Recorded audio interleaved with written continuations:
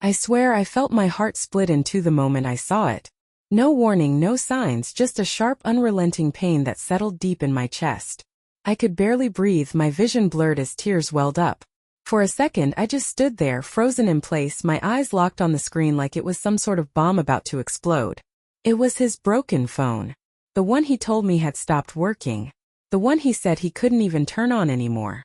The one he replaced with a shiny new model 2 weeks ago. But here it was, nestled casually in his gym bag like it belonged there all along. Not broken. Not dead.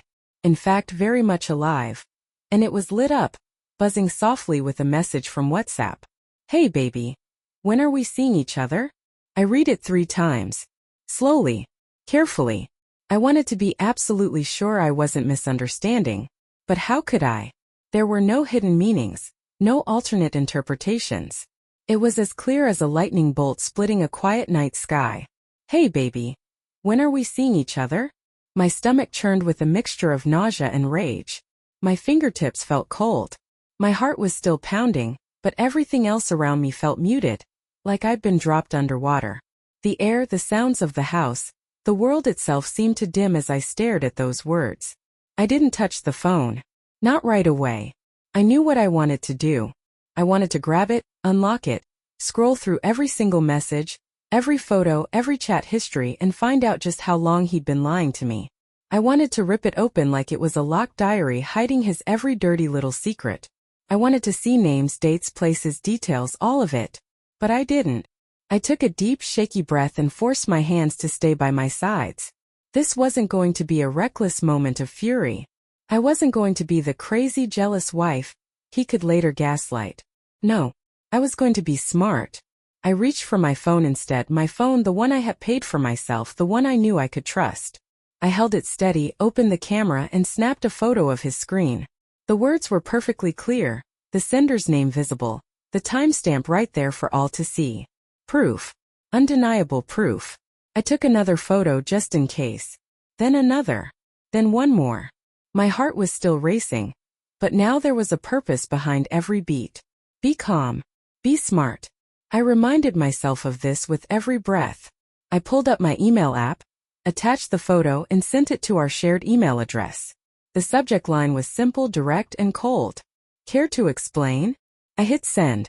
My finger didn't hesitate, not for a second. Then I stood there, phone in hand, staring at his gym bag like it had somehow betrayed me too. I felt a tear slip down my cheek, but I wiped it away quickly, furious with myself for crying over him. I told myself I wouldn't cry. Not yet. Not until I have everything I need. I heard the front door open. My body went rigid. I could hear the familiar shuffle of his shoes as he walked in, keys jingling as he set them on the counter. His voice followed, casual, carefree. "Hey babe. You home?" My throat burned with the effort to stay quiet. My fingers curled into fists at my sides. I glanced at the phone again. It had gone dark, but I knew what was waiting behind that black screen. "Hey baby, when are we seeing each other?" I could hear him moving around the kitchen now, probably checking the fridge for something to eat. Just another normal evening for him. Just another day of playing the perfect husband. I waited. I waited until I heard his footsteps approaching the hallway, getting closer, his familiar whistle echoing off the walls. And then he appeared in the doorway. "Hey," he said with a smile, oblivious. His eyes moved to me, then to the bag, and then back to me. "You okay? You look kind of." He trailed off, his gaze sharpening as he noticed something was off. He glanced at me again, his eyes narrowing with suspicion. "What's wrong?" he asked, but his voice had shifted. Less casual. More alert. I didn't say anything. I just stared at him, unblinking, unflinching. His eyes darted to the bag on the floor. I saw it happen in slow motion. The moment he realized. His entire face changed. The muscles in his jaw tensed, his nostrils flared, and his eyes darted back to me with sudden panic. I could see it all, the rapid calculations his mind was making, the frantic race to come up with an excuse. "You didn't," he started, his voice rising an octave. He moved. Fast. He lunged for the bag, dropping to his knees, tearing at the zipper with frantic hands. He ripped it open and shoved his hand inside, searching. His fingers wrapped around it. He yanked the phone out like it was a lifeline, his thumb already hovering over the screen. "Don't," I said quietly. He froze. My voice was ice. Calm, sharp, and dangerous. I didn't raise it. I didn't need to. He knew. He didn't look at me right away. His eyes stayed on the phone, his breathing shallow and quick, his fingers hovering just over the power button. "You know," he said quietly, his eyes still fixed on the screen. "It's not what you think." I laughed. It wasn't a loud, dramatic laugh. It was the soft, bitter laugh of someone who'd seen too much, who'd finally had enough. "Of course it isn't," I said, stepping closer. "It never is, right? It's always not what I think." I folded my arms, watching him like I'd never seen him before. Not as a husband, not as a partner, just a liar with a phone. He swallowed hard, his Adam's apple bobbing in his throat. Slowly, carefully, he pressed the power button. The screen lit up. His face paled. I saw it. I saw it all in the split second that followed. His eyes flicked over the message, the exact message I had seen earlier. The same words. The same name. The same timestamp. He knew I'd seen it. He looked at me then, and for the first time in years I saw him for what he was. Not my husband. Not the man I trusted. Just a man who got caught. "You're going to want to think very carefully about your next words," I told him quietly. My hands were still steady, my breathing even. I'd never felt calmer in my life. "Because the way you handle this moment, it'll decide everything." He opened his mouth, closed it, opened it again. "Babe, I can explain." I raised a hand, cutting him off. "You're out of time for explanations," I said, and my voice cracked just a little. I hated that it cracked, but I kept going. "I gave you years of trust. I gave you everything. And this is what you did with it." I motioned to the phone.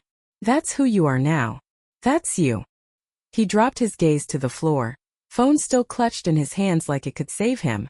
I didn't cry. Not this time. I took one last look at him, just to see if there was any part of him left that I recognized. There wasn't. I turned and walked out of the room. I didn't run. I didn't slam the door. I walked like I had all the time in the world, because for the first time I did. I sat in the car outside the house, gripping the steering wheel so tightly my knuckles turned white. My heart was still pounding, not from fear but from rage. Pure, un dilute drage. It was the kind of anger that burned cold instead of hot, the kind that made you feel clearer, sharper, more in control. I didn't scream. I didn't sob. I just sat there, breathing in and out, the weight of everything settling on my chest like a stone. I replayed the scene in my head, every moment of it. The look on his face when he realized I knew. The panic. The guilt. He wasn't sorry for what he did. He was only sorry he got caught. I could see it so clearly now. For weeks, maybe even months, I'd been ignoring the subtle signs. The extra showers after his late workouts. The sudden interest in his appearance, buying new clothes and wearing cologne to the gym.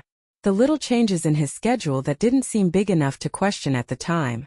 But now, with the truth laid bare, it was so obvious. Every single clue was screaming at me in hindsight. I didn't know how long I sat there in the car. 10 minutes? An hour? Time didn't feel real anymore. But at some point I knew I had to move. I couldn't sit there forever. As much as I wanted to disappear into that stillness. I unlocked my phone and stared at the email I'd sent. Care to explain? The message was sitting in our shared inbox, a ticking time bomb. I imagined him checking his phone, seeing it, feeling his stomach drop as he realized he had no way out. No clever excuse could fix it this time. No lie could smooth it over. I thought about texting him. I thought about calling. I thought about walking back into that house and confronting him head-on. But none of those options felt right. No, I didn't want his explanations. I didn't want his pathetic apologies. I wanted him to feel it. To feel the crushing weight of knowing he was caught. I wanted him to sit there with it, to feel the walls close in. I knew what I had to do next. I didn't want to, but I had to. I called my best friend, Olivia. It rang twice before she picked up. "Hey girl. What's up?" Her voice was bright and casual, completely unaware that my world had just shattered into pieces. I tried to speak, but the words caught in my throat. My jaw tightened as I clenched my teeth to keep from breaking down. "Hello? You there?" Olivia's tone shifted, concern creeping in. "Are you okay?" "No," I said, my voice cracking. I'm not. There was a pause. A long one. Olivia knew me well enough to recognize that something was seriously wrong. What happened? She asked, her voice softer now, cautious. I took a deep breath. My eyes squeezed shut as I tried to steady myself. I found his phone, I said, every word slow and deliberate. The old one. The one he said was broken. It was in his gym bag. I swallowed hard, feeling my throat tighten again. There was a message on the screen from some woman asking him when they were going to see each other. Silence. Olivia didn't respond right away, and I appreciated that. She wasn't one of those friends who rushed to fill every quiet moment with noise. She gave me space to let it sink in, and then finally she said that piece of, I know. I cut her off, squeezing the bridge of my nose. I know. What are you going to do? She asked, her tone sharp now, all business. You leaving him? That question hit me harder than I expected. Was I leaving him? I knew that was the right answer. But after years of being together, it wasn't as simple as walking out the door. The idea of uprooting my entire life in one night was suffocating. There were bills, shared accounts, the house. All of it tangled together like a web I'd have to slowly, painfully untangle. I don't know, I admitted quietly. My voice sounded small, weaker than I wanted it to. I hated that. I don't know. Olivia didn't push me. She didn't tell me what to do. And for that, I was grateful. Do you want me to come over? She asked gently. I hesitated. Part of me wanted to say yes. To have her there as a buffer. Someone who could stand next to me as I faced him. But another part of me didn't want her to see me like this. Vulnerable, broken. No, I said finally. Not yet. I just need to think. Okay, she said softly. But I'm a call away. You know that, right? I know. When I hung up, I sat there for a little while longer, staring at the glowing screen of my phone. The notification light blinked in the corner. One new email. I knew it was from him before I even opened it. My stomach knotted as I clicked it. Can we talk? It's not what you think. Please just talk to me. I let out a dry, humorless laugh. It's not what you think. The most classic, overused line in the history of infidelity. It wasn't even original. He couldn't even give me the dignity of a creative excuse. I deleted the message without replying. I wasn't going to play his game. Instead, I went home. Slowly. On purpose. I didn't rush. I didn't call him. I didn't warn him I was coming. I wanted him to sit there, pacing the floor, sweating bullets as he imagined every possible outcome. I wanted him to think about every choice he'd made that led to this moment. When I pulled into the driveway, the house looked exactly the same as it always had. The porch light was on, a faint glow spilling onto the lawn. For a moment, it felt like any other night, like I was coming home after work, ready to cook dinner and ask him how his day had been. But it wasn't any other night. I unlocked the front door and stepped inside. The house was quiet, except for the faint hum of the refrigerator in the kitchen. My eyes scanned the room, looking for him. The living room was empty. So was the kitchen. Then I heard it. Footsteps upstairs. Fast, frantic footsteps. I knew exactly what he was doing. I walked slowly up the stairs, each step deliberate, controlled. I didn't rush. I wanted him to hear me coming. I wanted him to feel it. When I reached the top of the stairs, I saw him in the bedroom, standing by the nightstand, his back to me. His shoulders were hunched, his hands moving quickly as he fumbled with his phone. Deleting. Erasing. Panicking. I didn't say a word. I just stood there in the doorway, watching him dig his own grave. He must have sensed me behind him, because he froze. Slowly, like a guilty child caught sneaking candy. He turned his head and looked at me over his shoulder. His face was pale.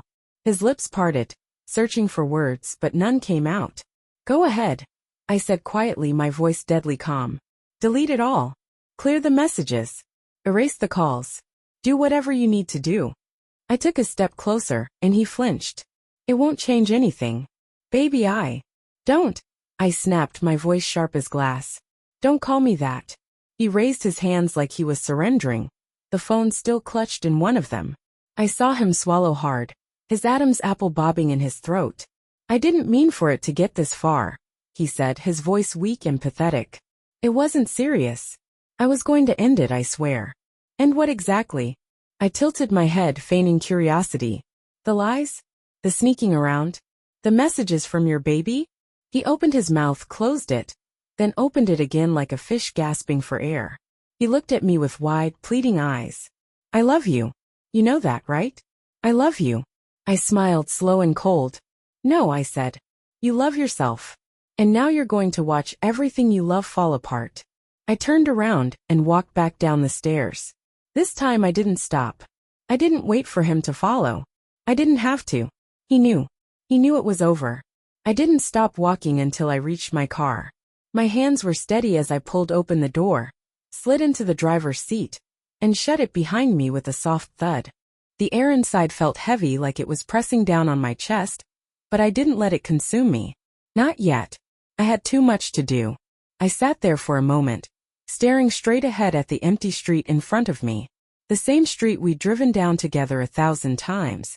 Grocery runs, date nights, late-night fast food cravings. It all felt so distant now, like it had happened to someone else. It wasn't serious. That phrase echoed in my head, looping over and over. I was going to end it. As if that was supposed to make it better. As if I should be grateful that he'd considered doing the bare minimum of decency. My jaw tightened and I gripped the steering wheel so hard I thought it might snap. I love you. You know that, right? No, I didn't know that. Because love isn't something you hide in a gym bag. Love doesn't come with excuses and half-truths. Love doesn't have to delete itself from a phone. I sucked in a breath through my nose, sharp and deep, and let it out slowly through my mouth. Every inhale, every exhale, felt like it was measured against the weight of every year I'd spent with him. All that time, all that trust, all of it wasted. My phone buzzed on the passenger seat. I glanced down at it, expecting it to be Olivia checking in. But it wasn't her. His name was on the screen. The man I had loved. The man I had trusted. His name was right there in bold letters, the same as it had always been. But this time it didn't feel familiar. It felt foreign, like the name of a stranger. I didn't answer. I watched the phone vibrate against the seat until it stopped. 10 seconds later it buzzed again. And again. The texts started flooding in one after another. I didn't even need to open them to know what they'd say. Please just talk to me. I'm sorry, I'll explain everything. You're blowing this out of proportion. Can we just talk like adults? I let out a short, bitter laugh at that one. Adults? Now he wanted to act like adults? Adults don't hide secret phones in their gym bags. Adults don't gaslight their partners into thinking they're crazy for noticing the signs.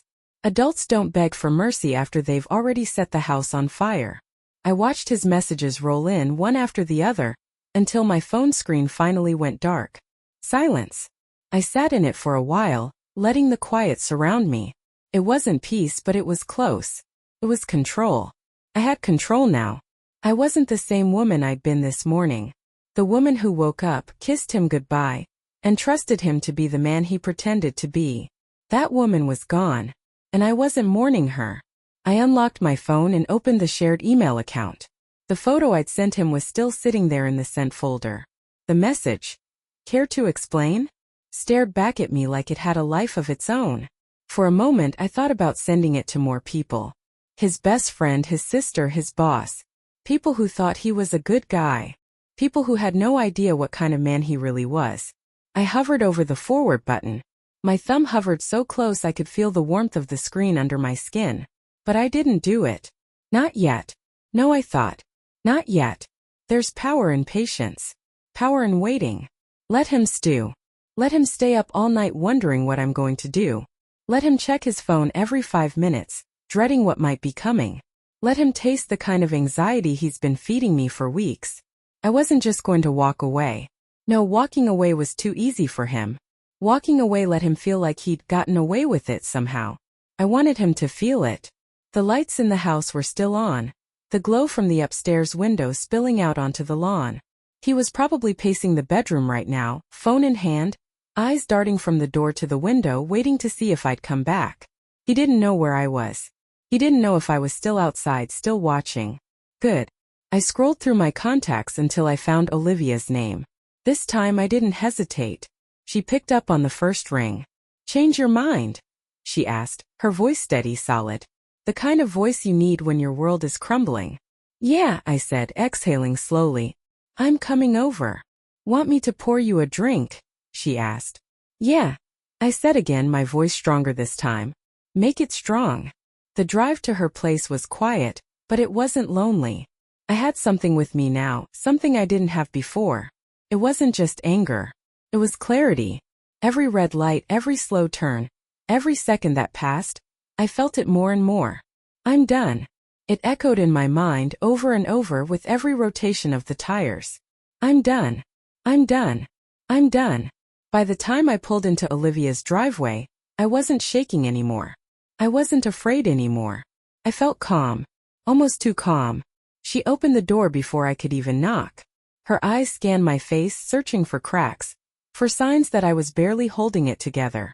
But I wasn't broken. Not this time. You good? She asked, stepping aside to let me in. I'm better than I've been in years, I said as I walked past her. She raised an eyebrow, skeptical but impressed. That's new. Yeah, I said, sinking into the couch like I belonged there. It is. She handed me a glass of something dark and strong, and I drank it without hesitation. The warmth hit my chest like a fire, and for the first time in hours I felt the tension ease. We didn't talk right away. She sat next to me, scrolling on her phone, glancing at me every now and then to make sure I was okay. She didn't ask questions. She didn't push. But then she said, "So what's the plan?" I thought about that for a second. My eyes drifted to the window, where the streetlights outside flickered softly.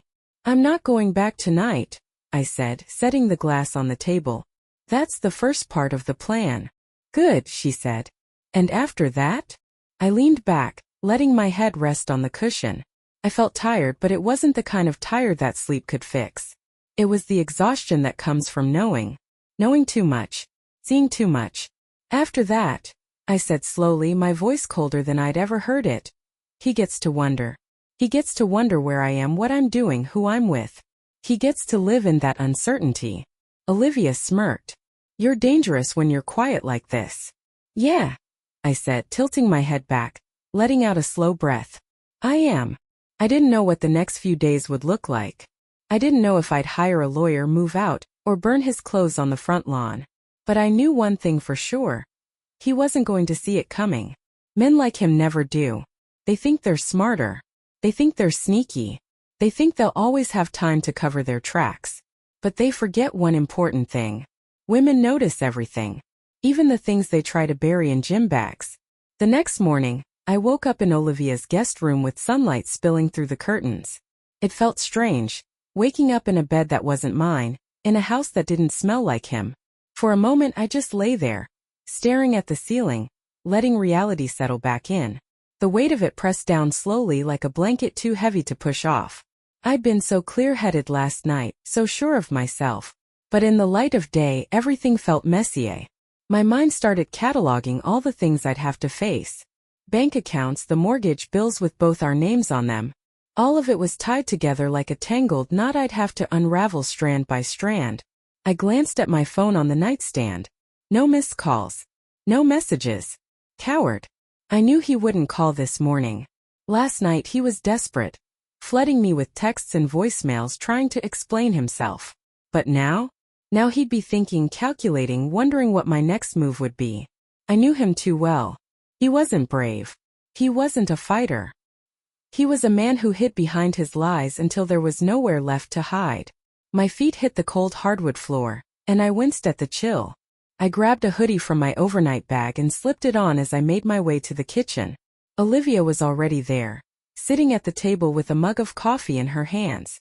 Her hair was a wild mess of curls, and she hadn't bothered to put on anything but an old t-shirt and shorts. "Morning, champ," she said, smirking as she sipped her coffee. "Sleep okay?" "Like a rock," I muttered, rubbing the back of my neck. "But I think reality just caught up with me." Olivia raised an eyebrow, leaning forward on her elbows. "And how do you feel about it?" I shrugged. "Tired." She nodded like she understood exactly what I meant. "Coffee's fresh. Help yourself." I poured a cup and sat across from her at the table. We didn't say anything for a while, just sat there in comfortable silence. drinking our coffee and letting the world move at its own pace. For the first time in a long time, I didn't feel like I had to rush to keep up. Any word from him? Olivia asked eventually, nodding toward my phone. Nope. I didn't even have to check. He'll wait. He always waits. She smirked. Coward. I smiled at that. Exactly. She leaned back in her chair, tapping her nails against the ceramic of her mug. So what's your next move? You gonna play nice or go full scorched earth? I stared at the surface of my coffee, watching the little ripples from my steady hand. The old me would have played nice. The old me would have sat him down, asked him why he did it, begged for an answer that would make it all make sense. But that version of me was gone. I could feel it like a part of my soul had cracked open and let something colder, sharper and smarter seep in. I'm not burning the house down if that's what you're asking, I said with a small laugh. Pity, Olivia replied. I know a guy who could help with that. I snorted, shaking my head. No, I'm going to be smart about this. I'm going to take my time. She grinned like a proud older sister. That's my girl. I didn't say it out loud, but I already had a plan forming in my mind. Not a reckless, impulsive plan. A quiet, calculated one. If there's one thing I knew about him, it's that he liked to feel in control. He liked to think he was the one calling the shots, moving the pieces. That's why he'd hidden the phone. That's why he thought he could manage both lives without me noticing. But he underestimated me. He underestimated all of us. By the time I finished my second cup of coffee, I'd already decided. I wasn't going to wait for him to make the next move. I was going to make it first. I drove back to our house around noon. Not because I missed it, but because I wanted to see if he was still there. As I pulled up to the curb, I saw his car in the driveway, parked crookedly like he'd rushed home. Of course you did, I thought. I sat in the car for a moment, watching the house. It didn't look any different than it had yesterday, but it felt different. It didn't feel like home anymore. It felt like a crime scene. I got out, locked my car, and walked up to the front door. I didn't knock. I used my key. The sound of it turning in the lock must have made him panic, because I heard a loud thud from upstairs. Scrambling. He was still cleaning up, still trying to erase every last bit of evidence. Too late. I stepped inside, shutting the door behind me with a quiet click. I didn't call his name. I didn't announce myself. I wanted him to feel every second of this. I walked through the house slowly, noticing the little things I hadn't noticed before. The scuff marks on the floor from his gym bag being tossed carelessly. The faint smell of his cologne still hanging in the air. The way the shoes by the door were slightly out of place. When I reached the foot of the stairs, I stopped. I tilted my head back and listened. I could hear him moving. Drawer opening. Drawer closing. Closet doors sliding shut. He was moving so fast, trying to keep ahead of me. I could have called out to him. I could have let him know I was there, made him come down and face me. But I didn't. I wanted him to feel it. I took my time walking up the stairs. Each step slow, steady, deliberate. I knew he could hear me. I wanted him to hear me. By the time I reached the top, he was standing in the hallway, his phone in one hand, his eyes wide like a deer caught in headlights. His face was pale, his breathing fast and shallow. His hair was a mess, his t-shirt wrinkled. Hey, he said, trying for casual but failing miserably. You're back. I tilted my head, looking at him like I was seeing him for the first time. Yeah, I said, my voice flat. I am. His eyes darted to the phone in his hand. I saw him glance at it like he was considering something. Deleting something. Hiding something. He didn't realize I'd already seen it all. I raised an eyebrow. Go ahead, I said, my tone sharp as a blade. Delete whatever you want. Won't make a difference. He froze, his eyes locked on mine. Babe, come on. Let's talk. Can we just talk? Talk. I repeated, taking a step toward him. You want to talk now? You had plenty of time to talk. All those nights you were at the gym. You could have talked then. But you didn't. His lips parted like he had something to say, but no words came out. I could see the gears turning in his head, scrambling for a story that would make it all go away.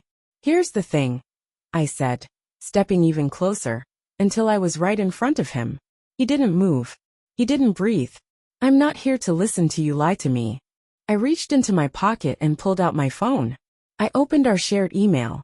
The photo of his secret message was still there, crystal clear, undeniable. I tilted the phone so he could see it. His face crumpled. "Please," he whispered. "Please, baby. It wasn't serious. Don't call me that," I said, my voice cold enough to freeze the air between us. He reached for me, but I stepped back. I didn't flinch. I didn't cry. "You're going to pack a bag," I said, my voice calm, firm, final. "You're going to stay somewhere else. I don't care where. But you're not staying here. Baby, please. I'm done." I cut him off. "You're done." I turned and walked away, each step lighter than the last. By the time I reached the door, I heard him sobbing quietly upstairs. But I didn't stop. I didn't look back. I drove away from the house without a single glance in the rearview mirror. I didn't need to see him. I didn't need to know if he was standing at the window, watching me leave. I didn't care. I wasn't leaving because I was weak or running away. I was leaving because I was done. Done with the excuses. Done with the lies. Done with him. The road stretched out in front of me, long and empty. My fingers gripped the steering wheel firmly, my eyes focused straight ahead. There was something freeing about it.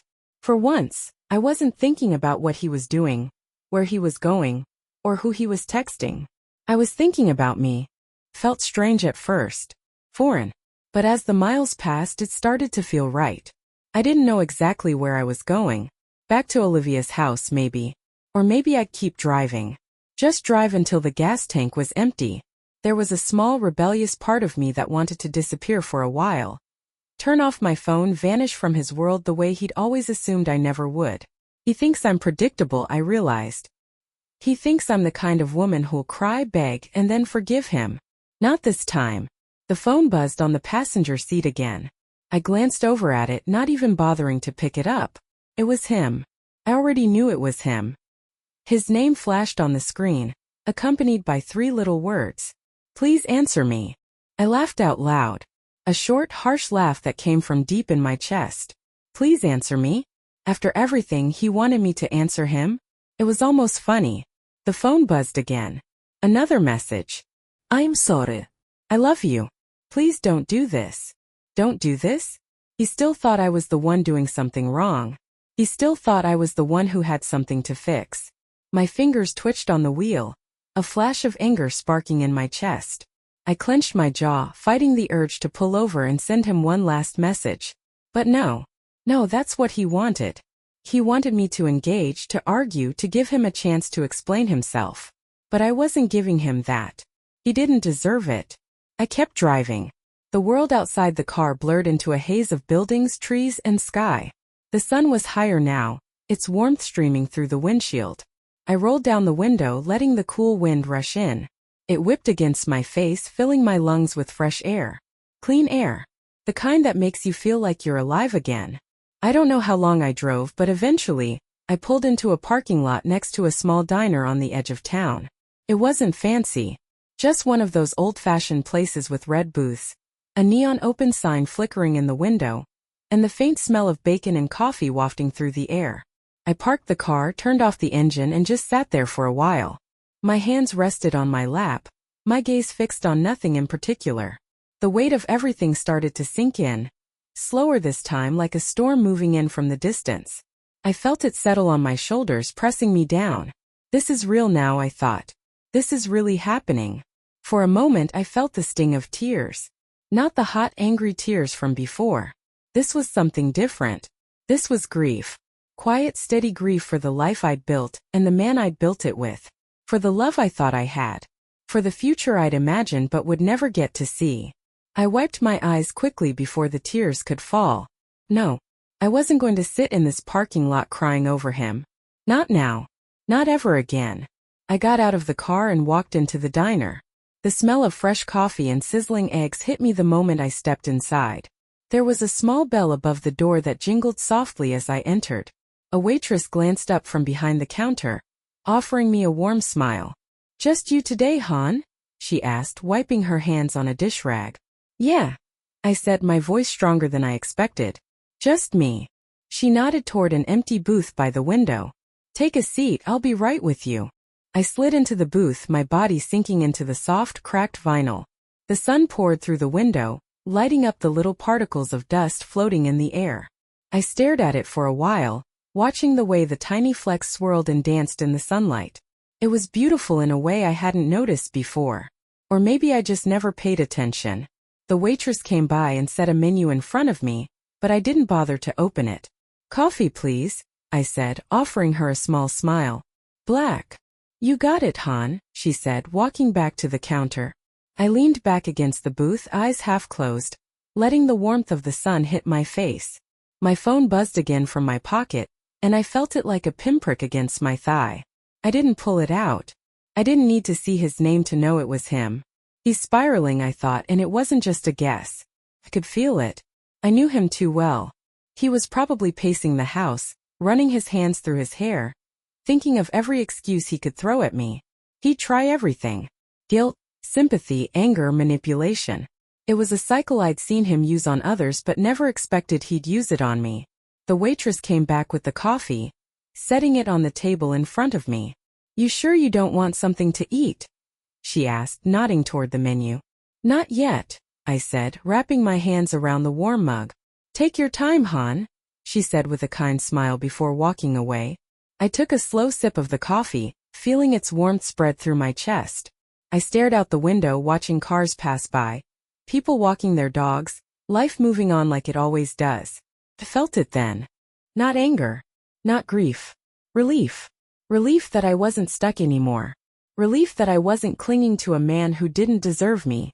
Relief that I had finally chosen myself, for the first time in years. I pulled out my phone, unlocking it slowly. His messages were all still there, one after the other. Desperate. Pathetic. "Please, baby. I can't do this without you. I love you. I love you so much. Please just let me explain. If you walk away, you'll regret it." That one made me laugh. I could almost hear his voice in my head, that self-assured, cocky tone he used when he thought he had control. "If you walk away, you'll regret it." He had no idea. I opened the message thread, my thumb hovering over the keyboard for a moment. Then slowly, deliberately, I typed 3 simple words. "Watch me leave." I hit send. Then I blocked him. I sat back in the booth, sipping my coffee, feeling the quiet click of finality settle into place. No more excuses.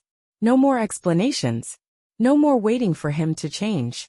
The world outside the window looked different now. Brighter somehow. Lighter.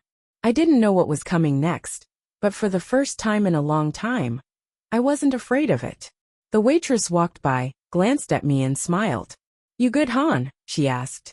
I nodded, smiling back at her. "Yeah," I said, my voice clear, steady, unshakable. "I'm good." And I meant it. I didn't just leave him. I left who I used to be. And that woman, she's never coming back. After I finished my coffee, I sat there for a while, staring out the window with my fingers wrapped around the warm mug. People moved past the glass in slow motion. A man walking his dog, a couple holding hands, a mom pushing a stroller. Normal life, happening right in front of me. I watched them with a strange sense of detachment, like I was a visitor in a world I didn't fully belong to anymore. My phone stayed silent. No buzz. No vibration. No more desperate messages from him. I knew he'd finally figured it out. I could picture him sitting on the edge of our bed, his head in his hands, his phone resting on his thigh, knowing he'd run out of options. No more lies to spin. No more excuses to recycle. I imagined the exact moment it hit him, that I wasn't coming back. Good.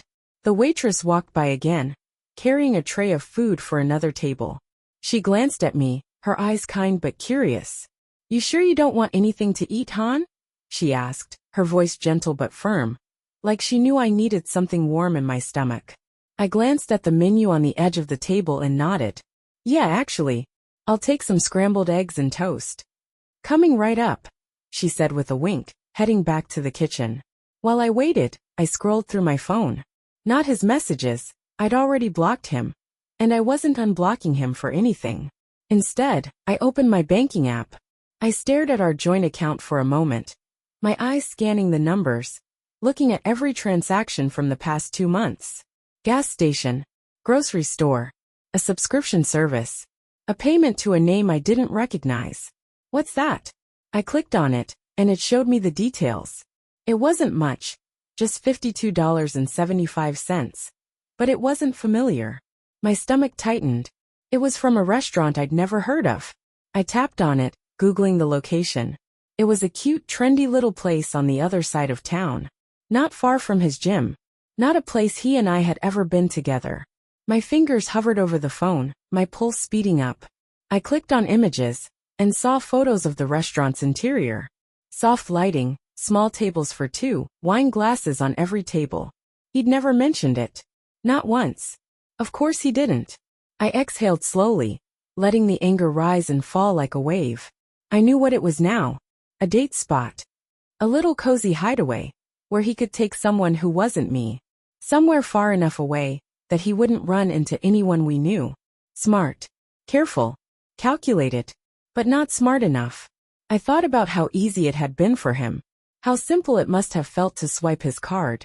Knowing it would show up on our joint statement, but trusting that I wouldn't notice. She won't check, he probably thought. She's too busy.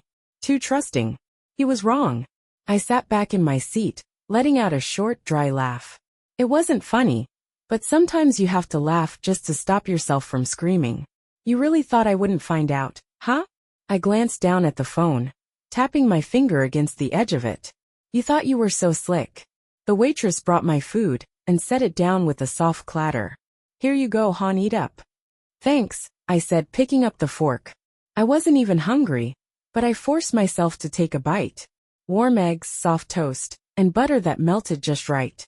For the first time in a long time, I tasted my food. Really tasted it. No thoughts of what he wanted. No worrying about what he'd think. Halfway through my meal, I made another decision. A big one. I wiped my hands on a napkin, opened my banking app again, and clicked on the option to unlink myself from the joint account. My thumb hovered over the button for a moment. I could feel that old hesitation creeping in. But what if something goes wrong? What if I need access later? No. I shut that thought down. I'm done thinking about what if. I clicked the button. It only took a few seconds. A small message popped up at the bottom of the screen. Your access to this account has been removed. That was it. That was all it took to break one more tie between us. One less thing for him to use against me. One less way for him to reach me. I took another bite of my toast, chewed it slowly, and let the calm settle in. It wasn't a rush of relief. It wasn't some big emotional moment. It was steady, quiet, unshakable. After breakfast, I drove to Olivia's house again. She was waiting for me on the porch, holding a cup of coffee in one hand and her phone in the other. She raised an eyebrow when she saw me pull in. You're early, she said, setting her coffee down on the little table by the door. I had things to do, I said, stepping onto the porch. She looked at me for a second like she was scanning my face for cracks, for signs of wear and tear. But there weren't any. Not today. You good? She asked. Yeah, I said. Better than I've been in years. Come on in, she said, holding the door open. I made pancakes. I smiled as I walked past her. You're too good to me. You deserve it, she said, nudging me with her shoulder as I stepped inside. The house smelled like cinnamon and coffee, warm and safe. For the first time, I realized how nice it felt to be somewhere that didn't feel like a battleground. Somewhere I didn't have to watch every word I said, every move I made. We sat at the kitchen table, eating pancakes straight from the plate like kids at a sleepover. Olivia rambled on about her job, a new coworker who had already annoyed her, and a cute guy she'd seen at the gym. I listened, nodding and smiling, letting her words wash over me like a lullaby. At one point she paused, her fork halfway to her mouth. You know, she said, tilting her head. You seem different. Different how? I asked, chewing a piece of pancake. Lighter, she said, tapping her fork against her plate. Like you finally dropped a bag you've been carrying for way too long. I didn't say anything right away. I just smiled because she was right. That's because I did, I said softly. Olivia grinned wide, raising her glass of orange juice and a mock toast. Here's to being free, babe. To freedom, peace, and no more dead weight. I raised my coffee mug in response. To freedom. We clinked our glasses together, and for the first time in forever I felt it. Real freedom. No more looking over my shoulder. No more guessing games. No more trying to fix something that was never mine to fix. Later that night, after Olivia went to bed, I sat on the couch with a blanket wrapped around my shoulders. My phone was on the coffee table in front of me, completely silent. No missed calls. No messages. I knew he'd probably stopped trying by now. That's how men like him operate. They try to charm, then they beg, and when that doesn't work, they disappear. Not because they're sorry, but because they know they've lost control. He'd be quiet now. But I wasn't afraid of that quiet anymore. I stared at the blank TV screen for a while, letting the stillness sink in. It wasn't uncomfortable. It wasn't scary. It felt like the first breath of air after coming up from underwater. I thought about everything I'd done in the past 24 hours. The choices I'd made. The ties I'd cut. I expected to feel regret or doubt, or that old nagging urge to fix things. But there was nothing. Just peace. Quiet, steady peace. I pulled the blanket tighter around me, leaned back against the cushions and closed my eyes. For the first time in a long time, I wasn't waiting for the other shoe to drop, because it already had. And I wasn't the one who had to pick it up. The next few days passed like a dream I wasn't sure I'd woken up from. There was no big moment of realization. No sudden flash of clarity. It was quieter than that. It was little things. Small shifts in how I moved, how I breathed, how I felt. I didn't check my phone every 5 minutes anymore. I didn't flinch when it buzzed. I didn't scroll through messages, hoping for reassurance that everything was okay. I didn't need that anymore. I wasn't waiting for his explanations or his apologies. I didn't care. On the third day, I went back to the house. I didn't tell Olivia. I didn't tell him. I didn't even plan it, really. I was driving, and before I realized it, I was pulling up to the curb in front of the house that used to feel like home. His car wasn't there. Good. The air was still as I stepped out of the car and walked up the driveway. I could hear birds chirping in the distance, and the faint hum of a neighbor's lawnmower a few houses down. It all felt so normal, so painfully ordinary. But nothing about this moment was ordinary for me. I unlocked the door and stepped inside. The smell hit me first, that familiar mix of his cologne and the faint scent of laundry detergent. It wasn't overwhelming, but it was there. It lingered in the air like a ghost of everything I used to believe. I stood in the entryway for a long moment, just breathing it in, letting myself feel every inch of it. The weight, the memories, the lies hidden under it all. Then I moved. Slowly, deliberately. The living room was exactly how I'd left it. Pillows still tossed on the couch, his gym bag sitting on the floor by the coffee table, half-sipped. For a moment I just stared at it, my heart tightening with the memory of that message on his phone. "Hey baby, when are we seeing each other?" My fingers curled into fists at my sides, but I didn't move toward the bag. I didn't need to. I'd already seen everything I needed to see. I went to the kitchen next. Plates in the sink. An open cereal box on the counter. His water bottle on the island, condensation still dripping down the sides. He's still living like everything is fine, I thought. Like I'm coming back. He was wrong. I opened the kitchen cabinets, pulling out a few boxes. Not everything, just the essentials. My favorite mugs. The glass mixing bowl my mom gave me as a housewarming gift. The set of plates I bought with my money. I wasn't taking much, just enough to remind myself that I could take something. It wasn't about the plates or the mugs. It was about control. I moved upstairs next. The air was cooler up there, quieter. The hallway felt longer than usual, each step echoing softly against the hardwood floor. The bedroom door was open, and I could see the bed from the doorway. Sheets rumpled, pillows askew. I didn't step inside right away. I stood in the doorway, arms crossed, staring at the space where I used to sleep. Where we used to sleep. I scanned the room slowly, my eyes landing on every little detail. His watch on the nightstand. His phone charger coiled on the floor. The framed photo of us at that beach trip last summer. I walked over to it, picking it up carefully. We looked happy in that photo. Arms around each other, squinting into the sun, smiling like we had the whole world ahead of us. I remembered how I'd felt that day, light-free, like nothing could touch us. I turned the frame over, slid the back panel off and pulled the photo out. I stared at it for a long moment, letting every part of it sink in. Then, with slow, deliberate movements, I tore it in half. First down the middle. Then across. I let the pieces fall onto the bed. Tiny shards of a lie I didn't believe anymore. I didn't feel sad. I didn't feel angry. I just felt done. I left the frame on the nightstand empty, just the way he'd left me. I packed a bag in silence. Clothes, shoes, a few personal things I knew I'd want later. My hands didn't shake. My breathing stayed even. This wasn't an emotional goodbye. This was business. And I was handling it like I'd handle any other task on my to-do list. When I zipped up the bag and slung it over my shoulder, I stood in the middle of the room for a moment, just looking around. This space had been mine once. Ours, I guess. But now it just felt like his. His space. His mess. His lies. He can have it. I walked downstairs slowly, each step feeling lighter than the last. It wasn't until I reached the front door that I realized something had changed. I wasn't afraid anymore. Not of him. Not of what came next. I set my bag down for a moment and pulled my phone out of my pocket. Scrolling through my contacts, I found his name. I hovered over it for just a second. Then, without a second thought, I clicked Remove Contact. Gone.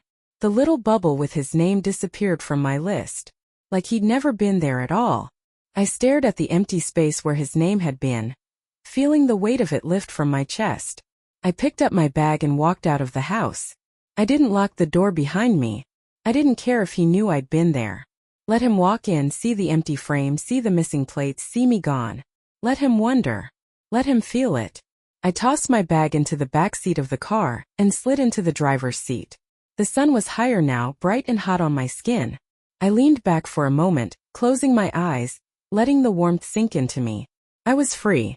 Not just from him, but from the version of myself that thought I had to stay. That night, back at Olivia's house, she poured us each a glass of wine. We sat on the couch in our pajamas, legs crossed under us, like we were teenagers having a sleepover. She gave me a knowing look over the rim of her glass. You went back, didn't you? I nodded, taking a sip of wine. Yeah. Did you burn it down? She asked, only half joking. Not this time, I said, grinning at her. But I took a few things. She raised an eyebrow, interested now. Like what?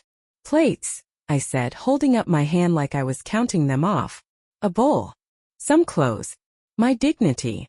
Olivia let out a sharp laugh, tilting her head back. Girl, I love you so much. I know, I said, smiling.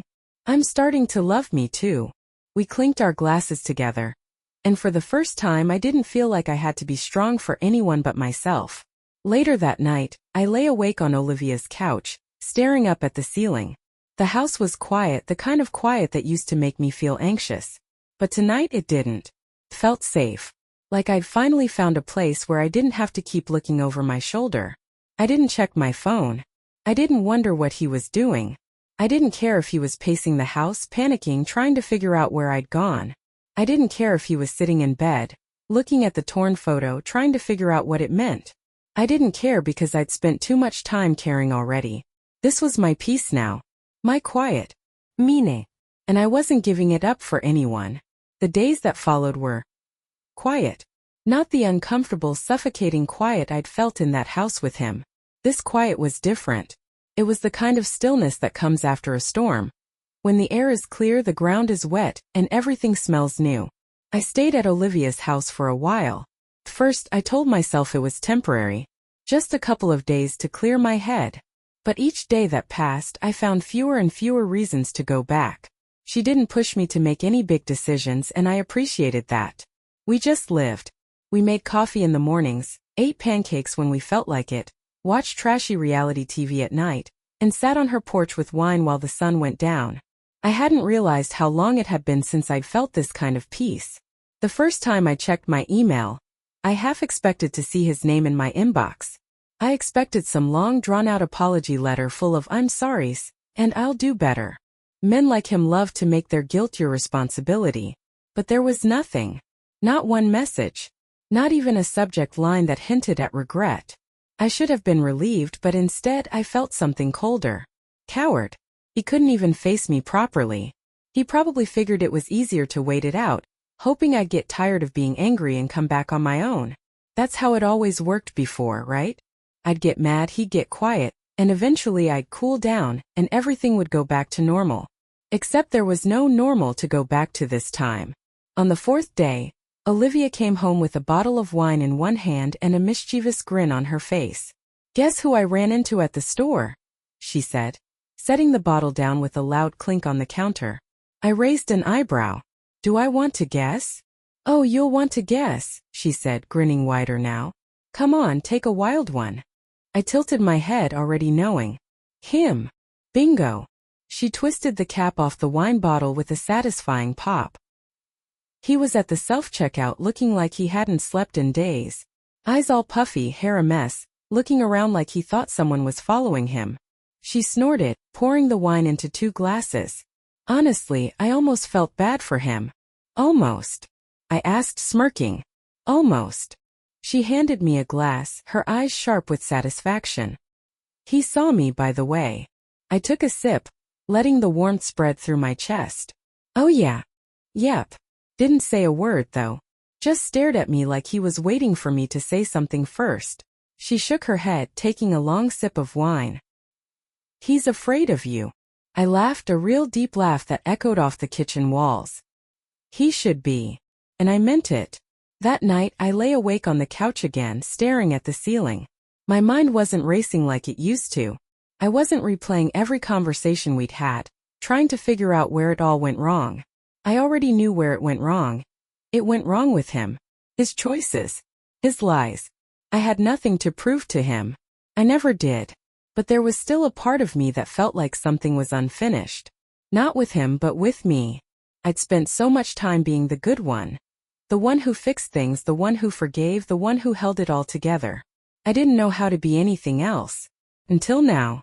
The next morning, I woke up with a strange sense of clarity. It wasn't dramatic. It didn't hit me like lightning or a burst of inspiration. It was quiet, like the way sunlight slowly creeps into a room, little by little, until suddenly everything is bright. I sat up, rubbed the sleep from my eyes and checked my phone. Still no messages from him. No calls. No emails. But I wasn't checking for him this time. I was checking for me. I scrolled through my apps, opening my bank account again. This time I wasn't just looking at transactions. I was making plans. I clicked on my savings account, did some quick math in my head and smiled. I had enough. Not enough to do something big, but enough to do something. I got dressed, pulled my hair into a ponytail and grabbed my bag. Olivia was still asleep, so I left her a note on the counter. Went out. Be back soon. The drive downtown felt different than it used to. I wasn't just driving to get away. I was driving towards something this time. I pulled into the parking lot of a small office building. The kind with little suites rented out to small businesses. I didn't need a sign to tell me where I was going. I'd looked it up the night before. The woman at the front desk greeted me with a smile. "Do you have an appointment?" "No, but I'm hoping I can still be seen," I said, gripping the strap of my bag. "Of course," she said, typing something into her computer. "What can we help you with today?" I took a breath. Steady. Confident. "I need to speak with a lawyer." Her eyes flicked up to mine, sharp and understanding. She nodded slowly. "Divorce." I didn't flinch. "Yeah," I said firmly. "Divorce." She smiled at me like I just passed a test. "Take a seat.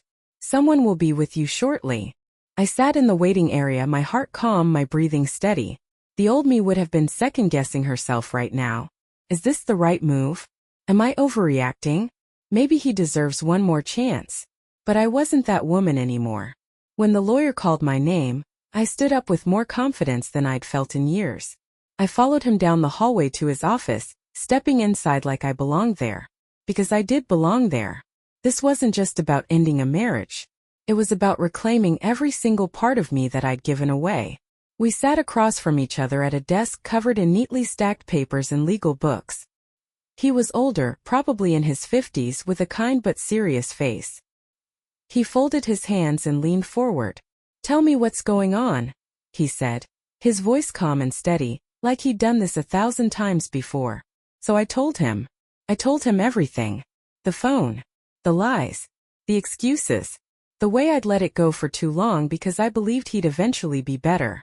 But mostly I told him about me. How I was done carrying the weight of someone else's mistakes. How I was ready to walk away for good. He nodded, listening closely, never interrupting. When I finished, he leaned back in his chair and sighed. "You're ready," he said simply. I nodded. "I am." "All right," he said, pulling out a fresh sheet of paper. "Let's get started." I left the office that afternoon with a folder of documents and a weight lifted off my chest.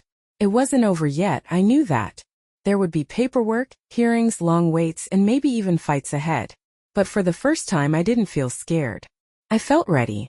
When I got back to Olivia's house, she was on the porch, leaning against the railing with a glass of iced tea. She saw me coming up the walkway and tilted her head, studying my face. "Where'd you go?" she asked. I held up the folder in my hand, letting it speak for itself. Her eyes widened, then her lips curled into a slow, proud grin. "No way." "Yep," I said, walking up the steps. "It's done." "Not done yet," she said, nodding toward the folder. "But it will be." "It will be," I agreed, sitting beside her on the porch swing. She handed me her glass of tea, and I took a sip. It tasted sweet and cold like summer in a glass. "You okay?" she asked after a moment of silence. "Yeah," I said, feeling it in every part of me. "I'm more than okay." We sat there in silence, swinging back and forth slowly. No talking. No rushing. For the first time in a long time, I felt like I wasn't waiting for anything. No more waiting for apologies. No more waiting for change. No more waiting for him. I was done waiting. And it felt good. Weeks passed. Not days, not hours, weeks.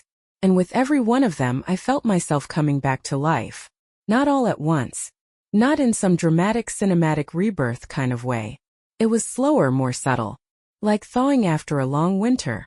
First I noticed it in little things. I started sleeping better. No more waking up at 2 a.m. to check my phone.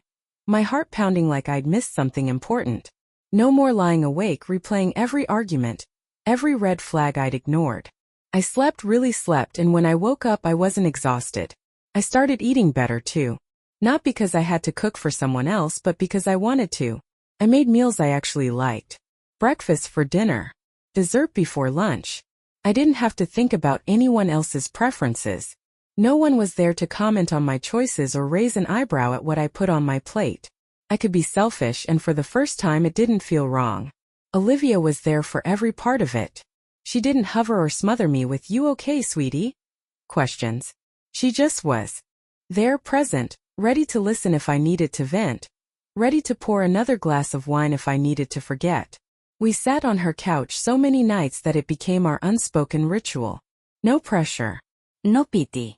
Just friendship. But the biggest change? I stopped wondering what he was doing. First it was hard.